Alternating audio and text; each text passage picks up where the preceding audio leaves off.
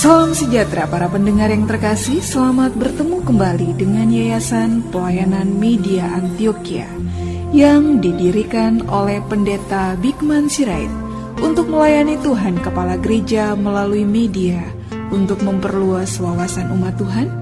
PAMA juga menerbitkan tabloid Kristen Reformata, Reformata Online, Reformata Audio Streaming. Juga tersedia buku-buku karya Pendeta Bigman Sirait dan ratusan CD khotbah. Doakan dan ikutilah pelayanan PAMA di 33 radio lainnya di berbagai kota dan pelayanan televisi di Indovision Live Channel 70 setiap Rabu pukul 11 dan 23 waktu Indonesia Barat, Minggu pukul 17.30 waktu Indonesia Barat, dan Senin pukul 00.30 waktu Indonesia Barat. Kabel Vision Family Channel setiap Rabu pukul 6, 12, dan pukul 18 waktu Indonesia Barat. Sabtu pukul 6.30, 12, dan 19.30 waktu Indonesia Barat. Untuk informasi lebih lengkap, klik www.reformata.com, www.reformata.com, www.reformata.com. Kini tibalah saatnya kita akan menikmati kebenaran firman Tuhan bersama Pendeta Bigman Sirait. Selamat mendengarkan, Tuhan memberkati. Salam sejahtera saudara yang kekasih di dalam nama Tuhan Yesus Kristus. Kembali kita bertemu dan kita akan melanjutkan pemikiran kita tentang Kristus yang kita imani. Kali ini kita akan berbicara tentang apa yang diucapkan Yesus tentang Bapa lebih besar daripada dirinya. Apa yang dimaksud dengan ucapan ini, saudara? Karena ucapan ini seringkali dipelintir oleh beberapa saudara, khususnya saudara-saudara di Saksi Yehova yang dengan segera mengatakan bahwa Yesus tidak sama dengan Bapa, bahwa Yesus lebih kecil dari Bapa, sehingga Allah Tritunggal itu adalah satu konsep tentang Allah yang tidak bisa dipertanggungjawabkan. Apakah begitu? Nah, oleh karena itu mari kita lihat di dalam kitab Injil Yohanes pasal 14 ayat 28 sampai 31. 14, 28 sampai 31. Kamu telah mendengar bahwa aku telah berkata kepadamu, aku pergi, tetapi aku datang kembali kepadamu. Sekiranya kamu mengasihi aku, kamu tentu akan bersuka cita, karena aku pergi kepada Bapakku, sebab Bapakku lebih besar daripada aku. Dan sekarang juga aku mengatakannya kepadamu sebelum hal itu terjadi, supaya kamu percaya apabila hal itu terjadi. Tidak banyak lagi aku berkata-kata dengan kamu, sebab penguasa dunia ini datang, dan ia tidak berkuasa sedikit pun atas diriku. Tetapi supaya dunia tahu bahwa aku mengasihi Bapa, dan bahwa aku melakukan segala sesuatu seperti yang diperintahkan Bapa kepadaku. Bangunlah, marilah kita pergi dari sini. Saudara, ini adalah merupakan cuplikan diskusi Yesus dengan murid-muridnya, dan bagaimana Yesus memberikan janji kepada murid-muridnya akan Roh Kudus penghibur yang akan datang, dan bagaimana murid-murid itu harus bersikap di dalam kehidupan mereka, dan bahwa dia akan kembali kepada Bapa. Ya, itu pasal 14 ayat 1 sudah dibicarakannya. Dia kembali kepada Bapa, ya, untuk menyediakan tempat bagi orang percaya. Yang menjadi persoalan menarik bagi kita adalah ketika Yesus mengatakan bahwa aku akan kembali kepada Bapa yang mengutus aku, ya, karena Bapa lebih besar daripada aku. Bagaimana kita memahami kalimat ini? Adalah memang bisa dipahami kalau kemudian orang berkata, kalau memang Yesus lebih kecil dari Bapa lebih besar daripadanya, berarti Yesus tidak sama dengan Bapa. Kalau Yesus tidak sama dengan Bapa, bagaimana saudara bisa mengatakan Allah Tritunggal? Paling tidak itu argumentasi yang disampaikan oleh saudara-saudara Saksi Yehova. Bagaimana kita menjawabnya? Saudara-saudaraku yang kekasih, membaca Alkitab tentu tak bisa sepotong, harus memperhatikan semuanya dalam korelasi yang utuh, konteksnya. Paulus dengan jelas, Yohanes pun tegas di pasal pertama Yohanes. Ini sama-sama kitab Yohanes, ya. Yohanes pasal 1 dikatakan pada mulanya adalah firman. Firman bersama dengan Allah, dan firman itu adalah Allah. Segala sesuatu dijadikan oleh dia. Tanpa dia tidak ada apapun yang jadi. Dalam Filipi pasal 2 ayat 6, 7, 8 dan seterusnya, Paulus berkata bahwa Yesus tidak mempertahankan kesetaraannya, kesama derajatannya dengan Allah, tetapi mengosongkan dirinya menjadi manusia, mengambil rupa seorang hamba, kan begitu. Hidup dalam keterbatasan dan keterhinaan. Artinya, dengan segera kita bisa melihat bahwa Yesus adalah Allah yang hidup, yang bertata di kemuliaannya. Yesus adalah Allah yang hidup, yang ada dan bersinggah sana. Ia berkuasa atas segala sesuatu di dalam kehidupan di dunia ini. Nah, tetapi pada waktu Yesus menjadi manusia, ingat, ia mengosongkan dirinya. Di sini problemanya. Sebelumnya kita sudah berbicara tentang pra-inkarnasi Kristus, begitu ya. Bahwa saya ulang sedikit, Yesus adalah yang setara atau sama dengan Allah. Ini poin 1 dulu. Kesaksian dari Paulus dalam Filipi 2. Lalu Yohanes sendiri berkata, pada mulanya firman. Firman itu bersama dengan Allah dan firman itu adalah Allah itu. Artinya sama dan sehakikat. Lalu ayat 14 dari Injil Yohanes 1 mengatakan, Yohanes 1:14, bahwa firman itu menjadi manusia, itu Yesus. Nah, ketika dia menjadi manusia, Filipi pun sudah menjelaskan, dia mengosongkan dirinya menjadi sama dengan manusia. Jadi prinsip pertama adalah Yesus sama dengan Allah, mengosongkan diri menjadi sama dengan manusia. Nah, oleh karena itu, mengosongkan diri kita juga pernah membahas. Artinya dia membatasi dirinya sebagai Allah yang tidak terbatas. Allah tidak terbatas pada dirinya. Tapi dengan rela Yesus membatasi dirinya sebagai Allah. Kenapa? Karena kalau dia menjadi Allah yang tidak terbatas itu seutuhnya, maka matilah manusia. Karena manusia tidak bisa melihat dan berurusan dengan Allah itu. Yang kedua, jika dia Allah yang seutuhnya, berarti dia tidak menjadi manusia seutuhnya. Dalam pengertian kesamaannya dengan Allah. Tapi apakah dia Allah sejati? Yes, dia Allah sejati. Yang menahan diri, yang melepaskan atribut keilahiannya, sehingga dia menjadi Allah yang membatasi diri. Berapa terbatasnya? Yang jelas, kita tahu. Karena membatasi diri, ia berkata, dia tidak tahu kapan hari kiamat akan datang, kecuali Bapa dan malaikat. Bukan karena Yesus tidak tahu dalam pengertian tidak mengerti. Nanti itu akan kita bicarakan lagi. Ya. Nah, oleh karena itu, dia juga berkata, aku lebih kecil dari Bapa. Bapa yang mengutus aku lebih besar dari aku. Tidak ada yang salah. Tetapi itu tidak serta-merta menunjukkan hakikat Kristus. Karena Yesus yang berbicara adalah Yesus yang sudah mengosongkan dirinya. Jadi Allah Tritunggal adalah Kristus di dalam kekekalan. Memang betul Allah Bapa, Allah Anak, Allah Roh Kudus. Nggak ada yang salah. Tapi ketika dia mengatakan dalam konteks ini, Bapa yang mengutus lebih besar daripadanya, itu dalam konteks ketika dia menjadi manusia. Dan pada waktu dia menjadi manusia, dia dengan rela mengosongkan dirinya. Jadi saudara-saudara, terlalu amat sangat terang sebetulnya untuk mengerti itu. Tetapi memang bisa kita pahami karena banyak sekali orang Kristen terjebak dalam diskusi-diskusi dengan saudara-saudara dari Saksi Yehova dan tidak sedikit kemudian jadi pengikut Saksi Yehova. Ya, karena memang juga harus diakui bahwa gereja seringkali kurang memberikan penjelasan-penjelasan doktrinal yang penting sebagai dasar apa yang kita percaya.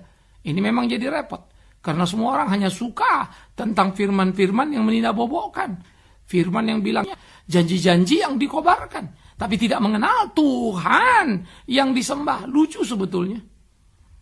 Ya. Tetapi kalau saya suka berkata, dekat aja enggak, so akrab amat sih. Kan kira-kira begitu. Itulah posisi orang Kristen sekarang. So akrab dengan Tuhan. Padahal tidak mengenal Tuhan itu dengan baik, dengan sungguh-sungguh.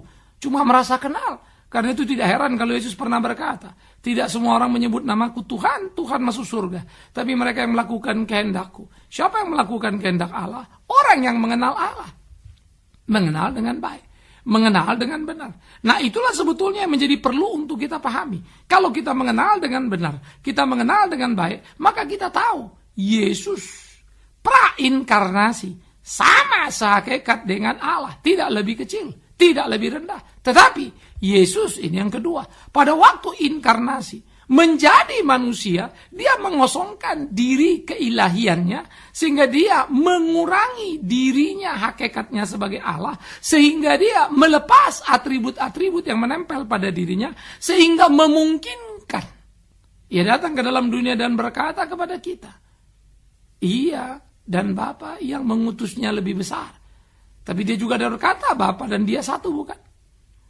Nah, oleh karena itu, di dalam kesatuan kualitas keilahian sama. Tetapi kemudian ketika dia mendowngrade, melepas, menurunkan dirinya, membatasi keilahiannya, kuasanya, itu yang kemudian menjadi membuatnya berbeda. Tapi awas, problema dia membatasi diri seberapa menjadi kedaulatan dia yang penuh.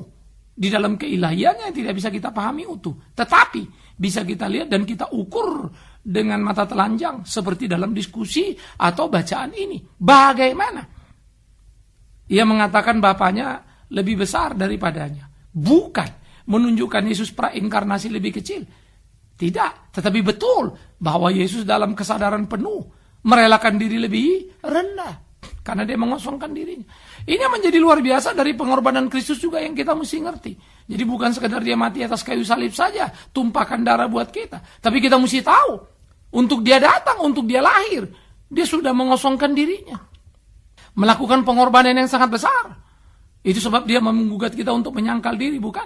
Tetapi yang kita lakukan justru bukan menyangkal diri. Semangat manusia adalah membesarkan diri, mengangkat diri, supaya sama dengan Allah.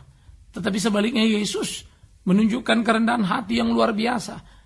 Dan dia mengajar kita apa artinya menyangkal diri. Maka dia menyangkali dirinya keilahiannya. Dia Allah jadi manusia. Kalau kita menyangkal diri, ya manusia tetap manusia, bukan? Cuma yang gak hidup seenaknya. Kan itu saja sebetulnya. Nah, jadi saudara-saudara yang dikasih oleh Tuhan Yesus Kristus, saya pikir ini menjadi penting untuk kita pikirkan bersama. Bagaimana seharusnya kita hidup dalam kehidupan kita, bagaimana seharusnya kita melakoni hari-hari kita, supaya kita boleh melakukan apa yang menjadi kehendaknya. Sehingga hidup kita tidak menjadi hidup yang sembarang. Hidup kita tidak menjadi hidup yang semau kita. Inilah menjadi perlunya dalam kehidupan keberimanan. Nah, oleh karena itu, ketika dia mengatakan Bapaknya lebih besar daripada dirinya, itu betul dan tidak salah. Tetapi di mana? Ah, itu persoalannya. Bukan di kekekalan sana. Tapi di sini di kesementaraan ketika dia menjadi manusia. Karena ketika dia manusia, dia mengosongkan dirinya. Sehingga dia membatasi atribut keilahiannya. Dengan rela lebih kecil dari Bapaknya. Karena dia rela menjadi utusan Bapaknya. Saudara-saudara, saya pikir ini menjadi sebuah pembelajaran penting. Karena itu tidak salah kalau kemudian Paulus dalam Filipi 2 mengambil contoh itu ketika bicara pada orang Filipi. Bagaimana orang Filipi seharusnya hidup dalam kebersamaan. Bagaimana orang Filipi harus belajar merendahkan diri satu dengan yang lainnya. Maka waktu dia mengambil contoh itu menjadi sangat jelas bagi kita. Itulah seharusnya hidup kita. Itulah seharusnya yang kita lakukan dalam hari-hari kita. Bagaimana kita belajar untuk hidup seperti apa yang menjadi kehendak Tuhan kita. Nah, ini menjadi perlu. Ini menjadi penting. Sehingga dengan demikian hidup kita menjadi hidup yang berkenan kepada Tuhan. Hidup yang boleh melakukan apa yang menjadi kehendak Tuhan. Nah, saya pikir inilah sebetulnya nilai perjuangan dalam hidup keimanan. Sehingga orang percaya boleh hidup seperti apa yang Tuhan kehendaki. Ini yang harus kita tumbuh kembangkan. Nah, jadi saudara-saudara yang dikasihi oleh Tuhan Yesus Kristus, menjalani hari-hari di pergumulan kehidupan bukanlah perkara sederhana. Bagaimana menjadi apa yang Tuhan kehendaki, itu adalah pergumulan yang luar biasa. Yang harus kita lakoni dan harus kita jalani. Nah, karena itu kita perlu dengan sungguh-sungguh untuk mengerti apa yang menjadi kehendak Tuhan dalam hidup kita. Bagaimana dengan sungguh-sungguh kita belajar memahami di dalam pergumulan kita untuk hidup sesuai dengan apa yang diinginkannya. Bukan sekadar apa yang kita inginkan dalam kehidupan kita. Jadi, ketika dia berkata Bapaknya lebih besar dari dirinya, itu karena penyangkalan keilahiannya. Itu karena dia menjadi manusia. Sehingga pemahaman Allah Tritunggal adalah Tritunggal di dalam kekekalan. Itu betul, nggak ada yang salah. Sehingga mengatakan tidak ada Allah Tritunggal. Karena Yesus sendiri ngomong lebih kecil daripada Bapaknya. Bapaknya lebih besar daripada dirinya. Terlalu dini dan sangat tidak tepat. Karena dia ada di dalam konteks yang berbeda. Itu dalam konteks ketika dia memang mengosongkan dirinya. Sehingga Bapaknya lebih besar dari dia. Itu memang pantas. Ketika dia merelakan dirinya untuk menjadi messenger atau kemudian merelakan dirinya menjadi utusan Allah. Jangan lupa, untuk itu dia mengosongkan dirinya. Ketika dia merelakan dirinya menjadi manusia. Nah, mestinya ini tidak boleh diabaikan. Kalau ini diabaikan, nah muncullah kekacauan dalam memahami kristologi dengan benar, dengan tepat.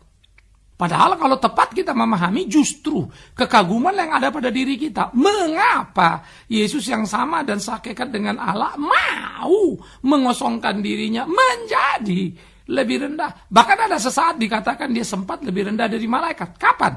Waktu dia ditinggalkan Bapa. Waktu dia mati di atas kayu salib. Waktu dia berkata, Eli, Eli, lama sabatani. Jadi ada titik-titik yang mengerikan sebetulnya kalau kita lihat dalam perjalanan Yesus.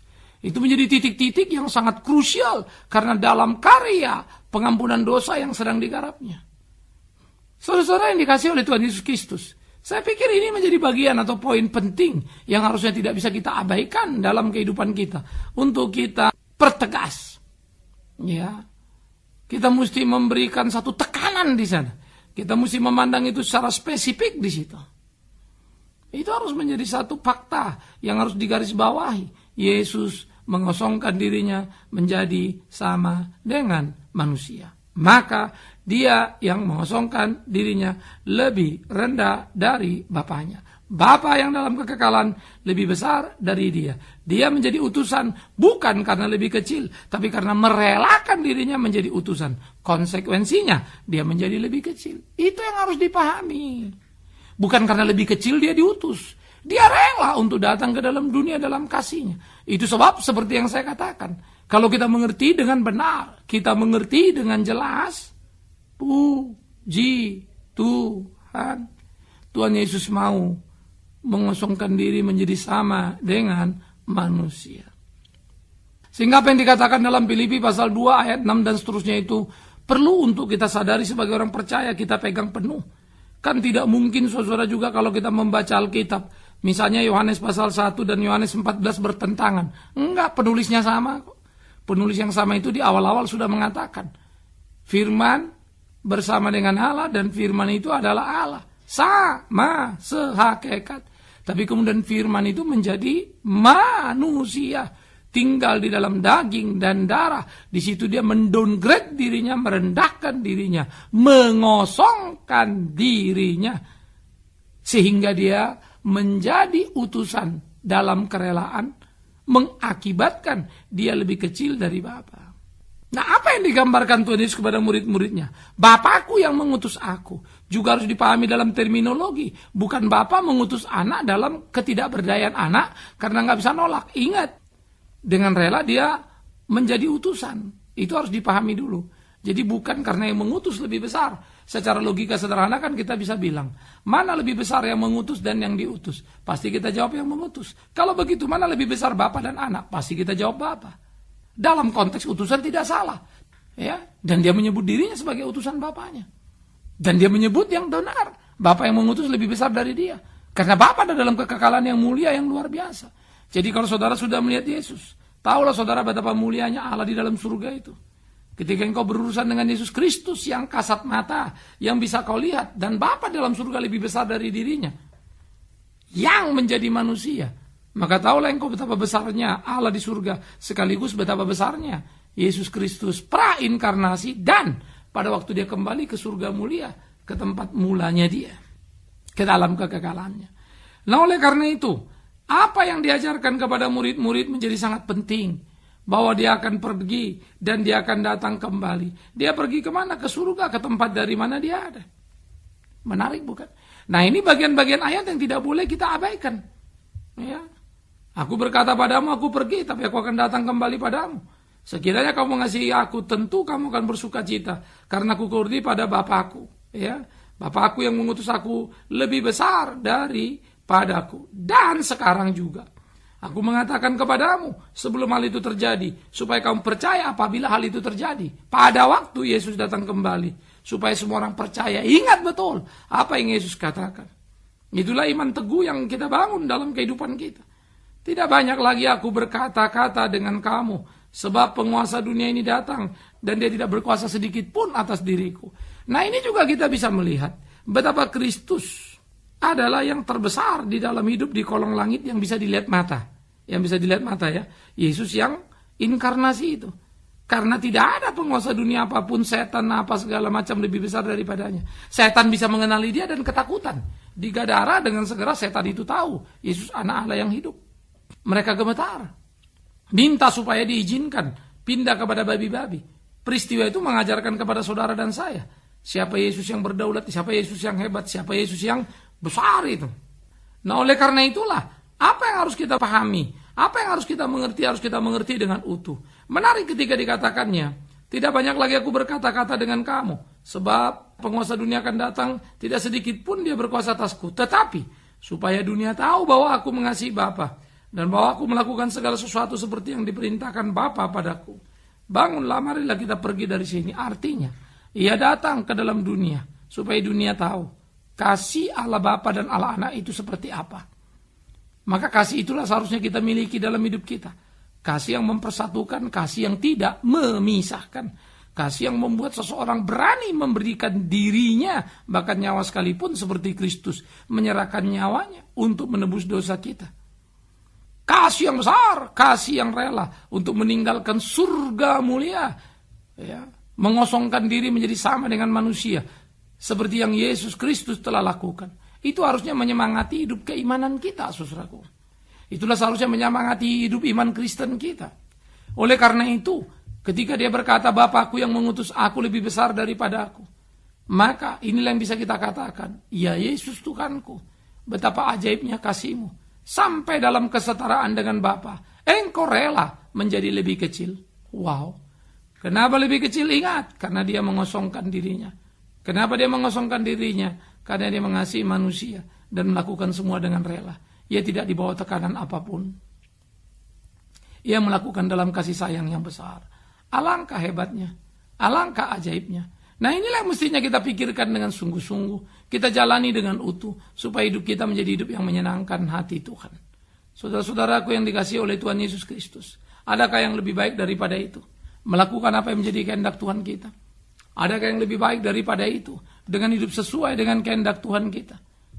Oleh karena itulah, syukuri ketika Yesus rela, bahkan sekalipun harus menjadi lebih kecil dari Bapaknya, melepas kesetaraannya, menjadi sama dengan manusia. Dilakukannya untuk saudara dan saya, untuk menyelamatkan kita. Betapa besarnya kasih-Nya. Bapakku yang mengutus aku lebih besar daripada aku.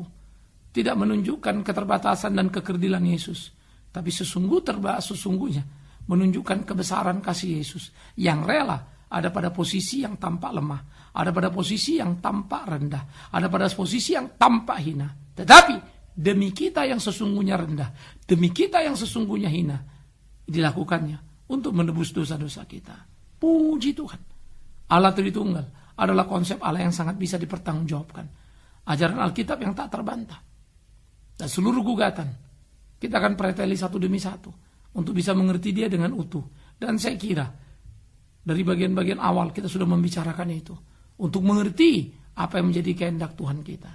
Biarlah Tuhan ditinggikan, biarlah Tuhan diagungkan, dan biarlah kita belajar mengerti apa yang menjadi kehendaknya, supaya di dalamnya nama Tuhan dipermuliakan.